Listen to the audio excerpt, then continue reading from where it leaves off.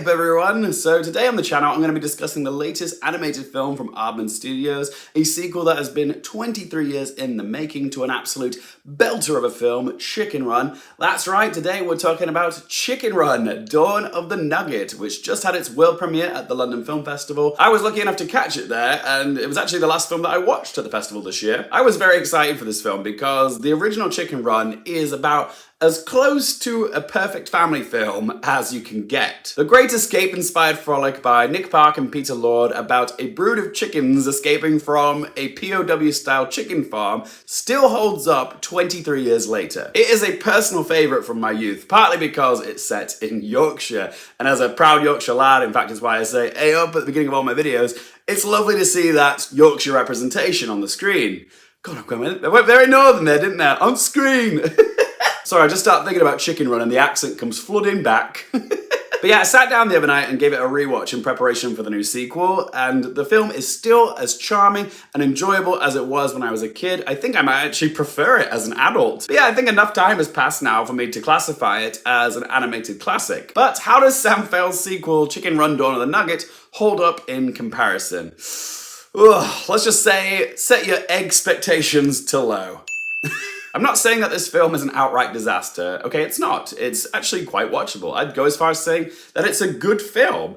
What I'm saying is that, like so many legacy sequels, it just doesn't quite recapture the magic of what made the original film so great. So yeah, I walked away from Dawn of the Nugget a little bit disappointed. Before we dive in, I do want to say that I have done a written review for Dawn of the Nugget on Awards Watch, so if you want to read my thoughts rather than listen to them, I'll pop a link in the video description down below. Check that out if you like. Now, I know some of you are probably thinking, Luke, this is a kid's film, okay? It's not meant for you. No wonder you walked away from it disappointed. Well, to that I say, shush. Because first of all, I love the original Chicken Run both as a kid and as an adult, okay? So why shouldn't I hold a sequel to the same standards? I also love other Aardman films which are primarily aimed at kids, okay? I love me some Wallace and Gromit, Flushed Away, and A Shaun the Sheep of Farmageddon, which is a sequel. So Aardman have proved that they know how to make a decent sequel, and they know how to make a film that pleases the whole family. And I'm not saying there's nothing here for adults, but this definitely feels more like a kiddie film by comparison. Our story starts with Ginger and Rocky having settled down in the utopian chicken sanctuary that they fled to in the previous film. Years have passed, the commune is thriving, and they are now parents to an inquisitive and adventurous little spring chicken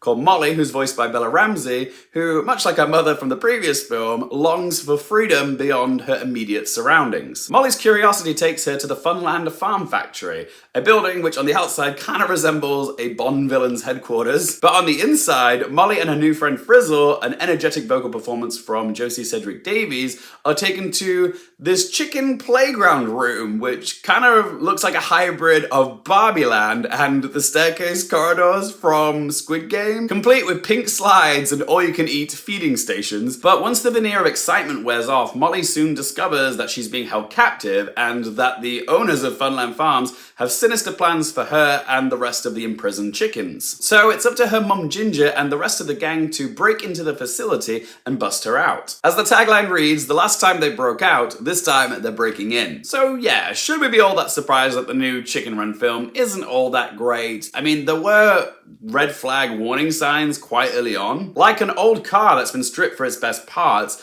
Nugget is lacking so much of what made the first film so beloved. For starters, Nick Park and Peter Lord, the original writers and directors of the first film, aren't as involved this time around. While they serve as executive producers, their lack of contributions to the script does feel noticeable. Kerry Kirkpatrick returns for screenwriting duties alongside John O'Farrell and Rachel Tunnard, but instead of prioritizing fresh material, they fall into the all-too-easy trap of relying on old, nostalgic quotes and references to get a quick laugh. Like the iconic Babs line, "I don't want to be a pie," is referenced within the first 10 minutes, but it's just slightly rejigged and retweaked. It may be familiar, but it isn't half as funny. It just feels lazy. And then there's the even more baffling decision to invite some, but not all, of the voice actors back to reprise their roles. It's all a bit chop and change. The voice casting of the original was pitch perfect in my opinion, but with the exception of Imelda Staunton as Bunty, Jane Horrocks as Babs, and Lynn Ferguson as Mac,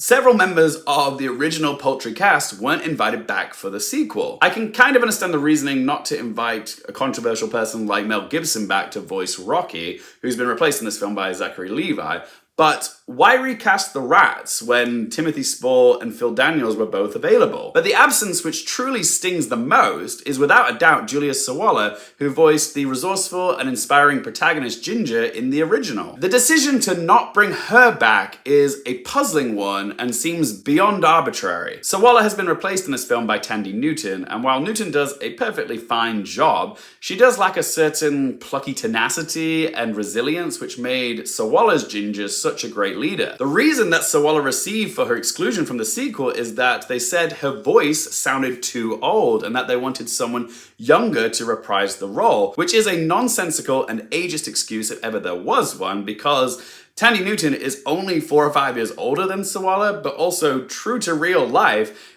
the character of Ginger in this film has also aged, okay? It's part of her character development. She's become an overprotective mother to her daughter Molly, and no doubt whatever maturity has occurred in Sawalha's voice naturally would have suited the part. So yeah, this decision to recast Ginger is one that I will never understand. Whoever it was, I think, had very poor judgment, and I think it's a decision which ultimately hurts the film more than it helps. I feel like I'm being incredibly negative with this review, and I do want to give credit where it is due, and I want to say that I did appreciate that the writers took this film in a different direction this time. Like, instead of this being a breakout movie, it's now a rescue mission. I like that they tried something new. I also appreciate that the writers did try to give the film some substance by having Ginger dealing with the trauma of what happened to her on Tweedy Farm in this film, as well as her now being like an overprotective mother to Molly. There are some adult themes in here which I did appreciate. And Dawn of the Nugget is not without its funny moments, like a chorus of Yorkshire accented chickens doing a rendition of Cliff Richard's Summer Holiday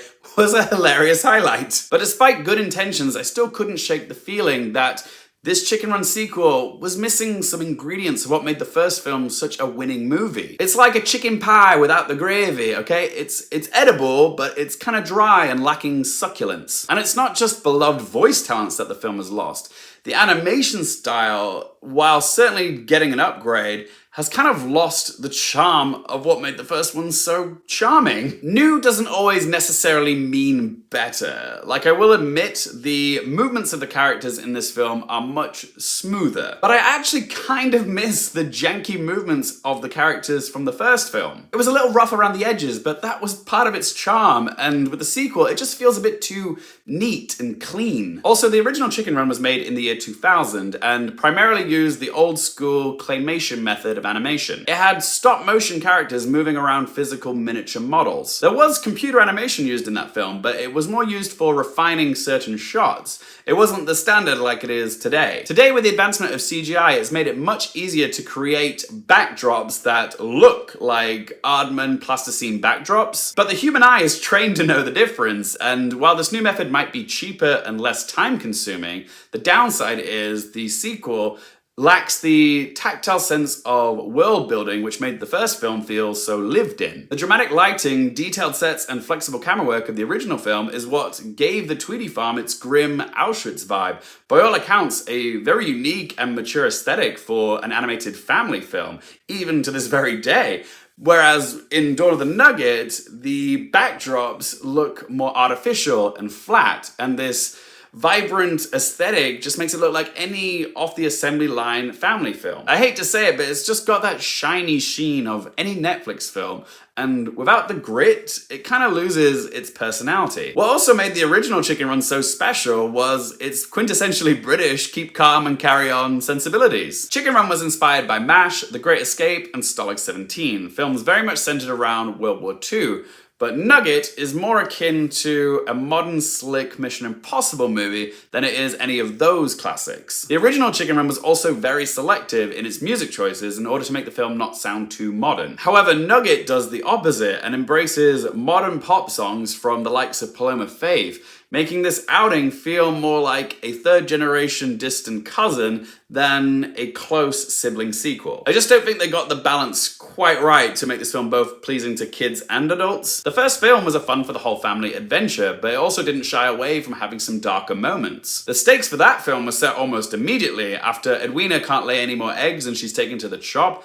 That is an emotionally somber moment in a kids film that you don't often see. In Nugget, there is another chicken that meets their fate, but instead, this time it's played for laughs. That just evidences that the film is geared more towards the kiddie wing, so the emotional weight of the stakes in this film doesn't feel as substantial. What about Oscar nominations? There's not too much to discuss here. I do have Dawn of the Nugget in my predictions for Best Animated Feature, but I currently have it at number 5, which kind of means it's in a precarious situation. I could see it potentially missing, but I'd much rather something like Dawn of the Nugget made it in over something like Super Mario Brothers. But apart from that, no, there's no other nominations that I can see happening for Chicken Run 2. Alright then, let's ask them 3 questions. Firstly, would I watch this again? Sadly, this film doesn't possess the rewatch factor of the first Chicken Run film.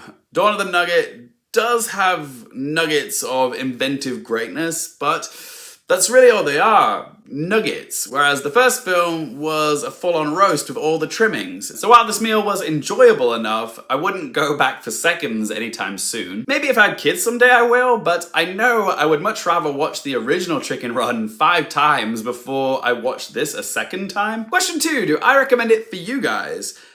Yeah, I think there's enough funny moments here for me to recommend it. I think kids will enjoy it more than adults, but it's not unwatchable for adults. If you're like me and have a lot of fond nostalgia for the first film, then I would just say go in with low expectations. It's got plenty of throwbacks to the first film, but all that does is remind you of how amazing the first film was, and all this film can do is try recycling familiar dialogue in hopes that it lands with the same amount of laughter. So yeah, I recommend it for kids, but adults, approach it with low expectations. You can watch it on Netflix from the 15th of December. And third question, what score to give it out of 10?